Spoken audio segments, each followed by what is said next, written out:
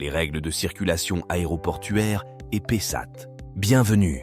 Dans cette vidéo, nous allons découvrir le ravitaillement avec passagers à bord.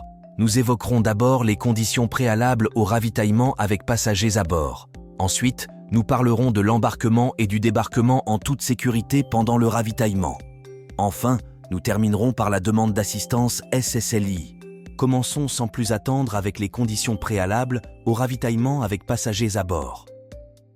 Le ravitaillement avec passagers à bord est autorisé uniquement si les conditions suivantes sont remplies. 1. Présence d'un membre d'équipage dans le poste de pilotage. 2. Information du personnel de cabine, des passagers et du personnel d'assistance. 3. Disponibilité d'au moins 2 sorties de secours pour l'évacuation des passagers.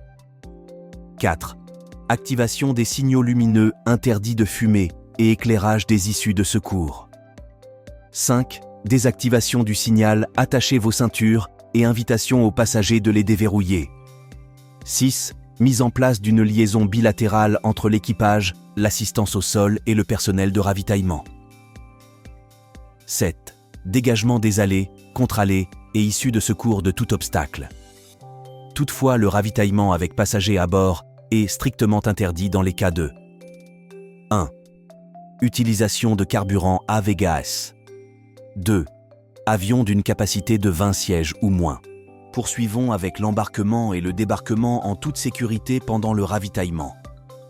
Lors de l'embarquement ou du débarquement pendant le ravitaillement, les passagers doivent 1. Éviter le PSI. 2. Ne pas fumer. 3. Suivre les indications du personnel au sol. En cas d'évacuation d'urgence impliquant un toboggan gonflable, la zone de déploiement doit être dégagée et le personnel de ravitaillement informé. Si une passerelle télescopique est utilisée, 1. Un membre d'équipage doit surveiller la porte arrière pour une évacuation par toboggan. 2. Un escabeau doit être positionné devant une autre porte si l'avion n'est pas équipé de toboggan. Si l'avion est stationné sans passerelle télescopique, 1. Des escabeaux doivent être positionnés à 2 portes aux extrémités de l'appareil. 2. Ces portes doivent rester ouvertes. L'exploitant de l'aéronef doit s'assurer qu'il y a suffisamment de membres d'équipage à bord pour une évacuation rapide et sûre.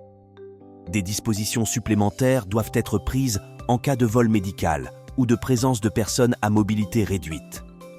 Si des vapeurs de carburant sont détectées à l'intérieur de la cabine, ou en cas de tout événement pouvant compromettre la sécurité, le ravitaillement doit être interrompu et l'assistance au sol informée immédiatement. Terminons enfin avec la demande d'assistance SSLI.